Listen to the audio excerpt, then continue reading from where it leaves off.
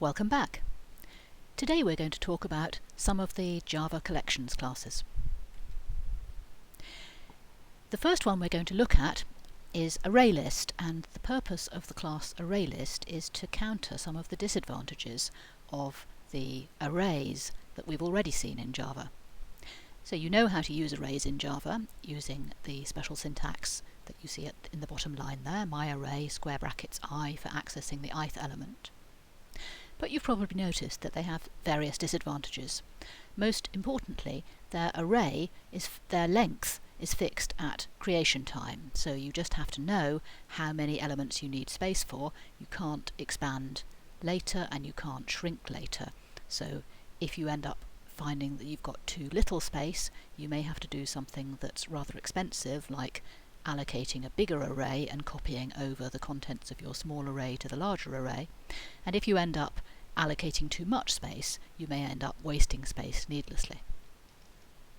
And also, you could argue that the special syntax is a little inelegant. Wouldn't it be better to have something that fits in with all the other classes that are in your system?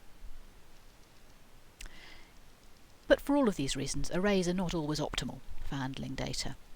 And ArrayList aims to counter some of those disadvantages. So, an ArrayList provides much of the same capability as arrays, but an ArrayList can grow and shrink as needed, and it provides methods for inserting and removing elements that use the standard method syntax instead of using the special square bracket syntax that you get with arrays. So here's how you declare and define an ArrayList.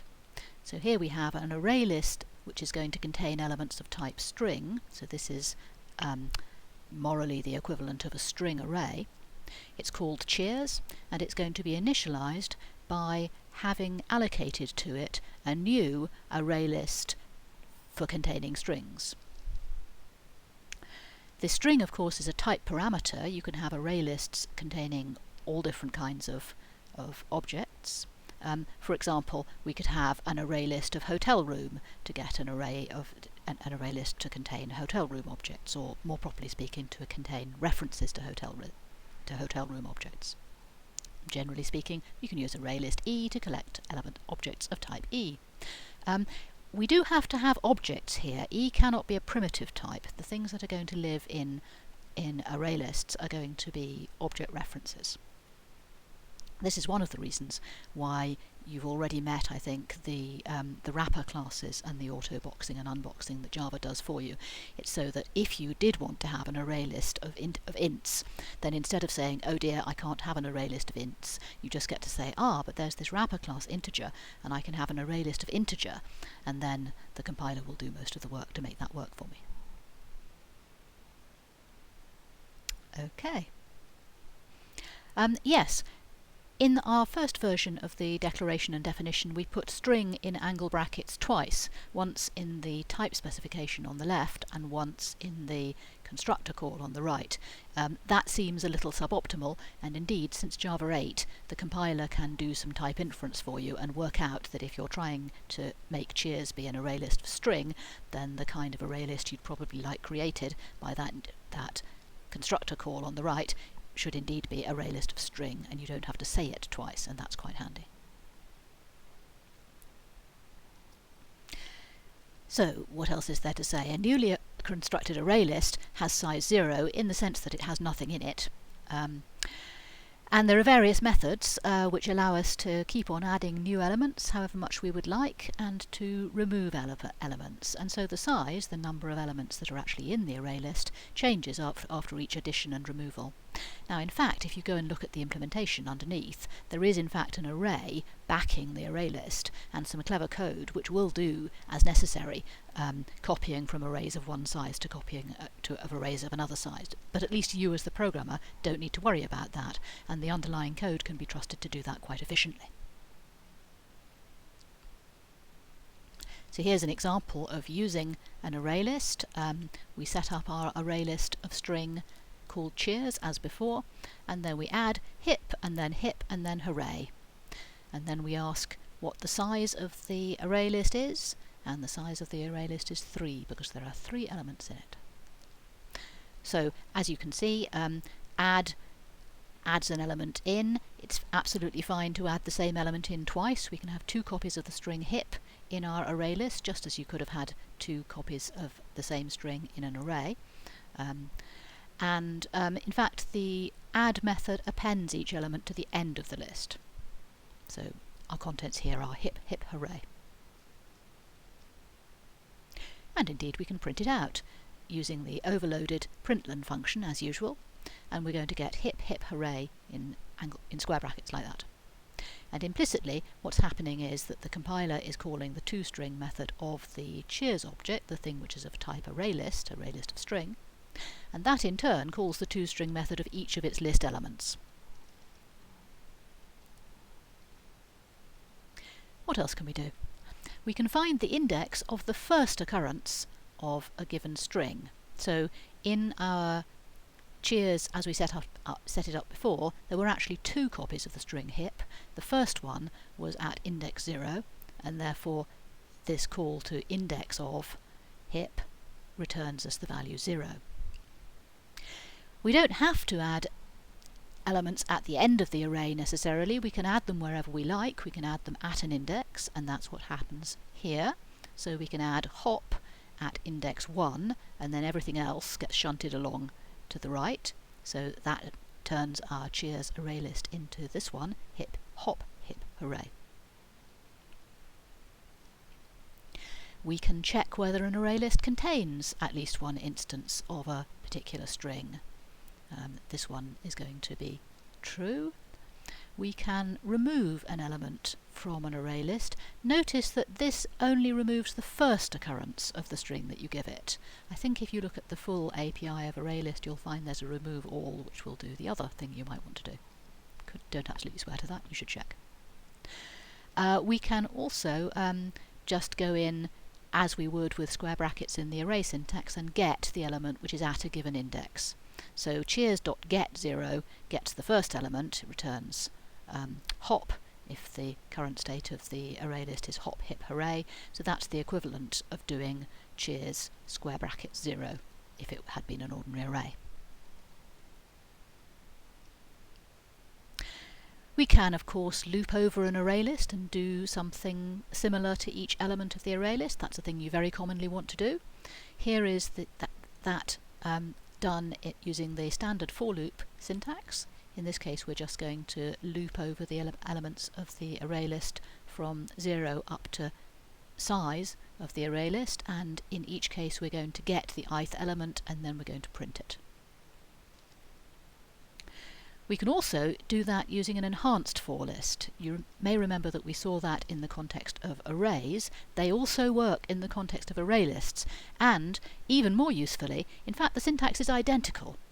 So these lines at the bottom would work exactly the same way whether cheers was an array or whether cheers was an array list, and that's quite nice. It allows you to change your mind later on if you wish to without needing to modify code like that.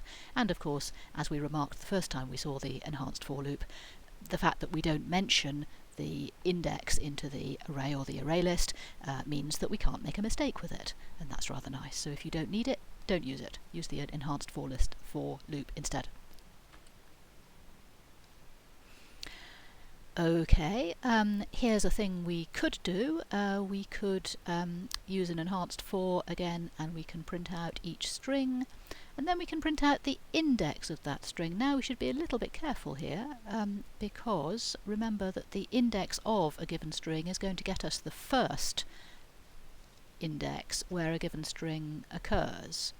And so you might imagine that this was always going to print out all of the elements of the array list, but if the array list contains duplicate strings, then it won't. If that's not completely obvious to you, pause the video here and have a think. Right. Now we have a slide about wrapper classes. Maybe I misled you then. Maybe you hadn't met wrapper classes before. I do apologise if that was the case. Okay. So the type variable that we're going to give to what's called a generic type, like ArrayList E, that means any type that depends on another type in order to completely understand what it does, has to resolve to a reference type. So you can't, for example, have an array list of ints. but you can turn any primitive type into a corresponding object by using the wrapper classes. And the point of a wrapper class is really purely that it turns an element of a primitive type into an object of an appropriate class in order that you can do this kind of thing to it. It doesn't do anything else that matters at all. The wrapper classes are always capitalized, of course, because class names are always capitalized in Java, and they're always complete words, so it's integer, not int. That's a thing you have to remember. Oh yes, and character, not char. Right. And the compiler will convert between primitive types and corresponding wrapper classes automatically for you, and this process is called auto-boxing and auto-unboxing. And you can think of it basically as being, Java is very clever and it will do what you mean a lot of the time. So you can initialize a double object with 2.75, and then you can assign a primitive double to that same value. It'll work fine, the compiler won't complain, you don't have to do any casting or anything like that, it will just work. And you can do that kind of stuff too. It's fine.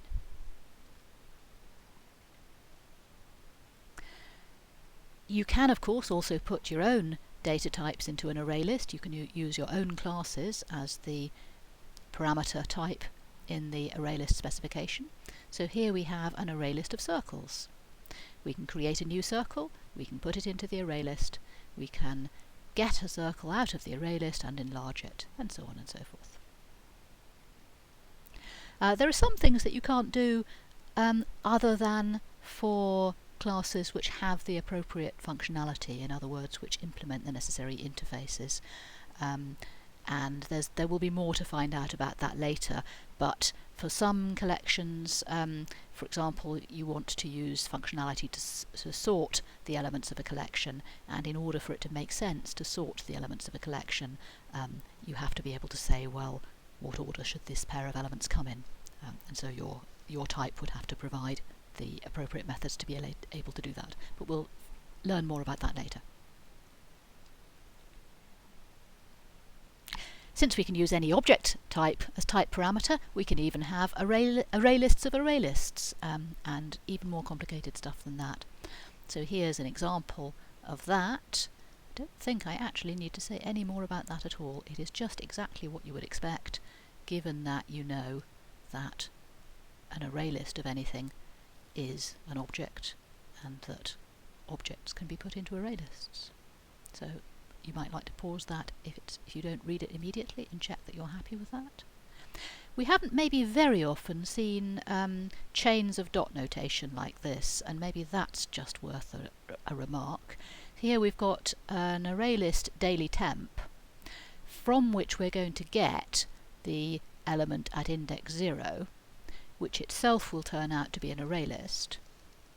And so the result of that method call is itself an object to which we can then send the message add 1.2. So that's what we do. So we're adding in 1.2 as the next element to the array list that we got at index 0.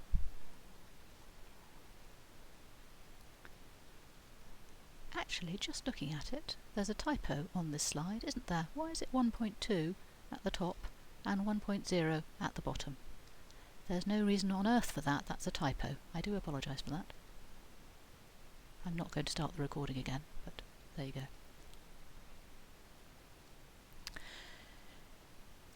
Nested lists, lists of lists. The type inference comes in particularly handy because array list of double is tedious, and you really don't want to have to write it twice, once on either side of the equal sign in our initial declaration and definition of daily temp.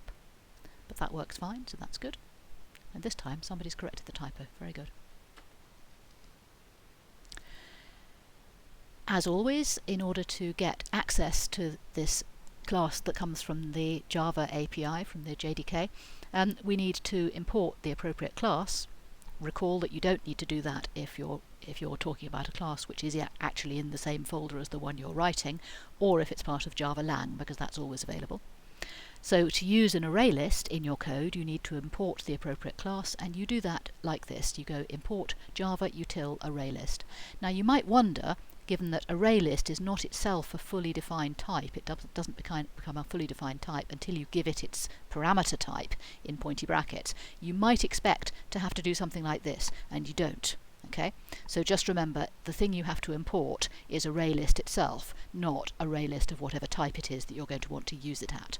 Having imported it once, you can use it in your code at any type. That will just work. Okay, and you should probably now pause and go and have a look at a sample Javadoc web page where you can have a look at the full API of appropriate collection classes. I'm not going to stop and do that right now. What about removing elements? Let's suppose that you wanted to remove some elements from a list of strings. So suppose we've got our array list of string called names, and we've put into it Charles, Mary and Peter. And now we want to remove Peter. This works. That works absolutely fine. If we can refer to the element that's in the array list by its full string value, then we can remove it, and it works as you would expect. What happens if we want to remove every string that contains the substring AR? I've got no idea why you would want to, but for the sake of argument, let's just suppose that you do. How do you do that? Now we're going to have a demo.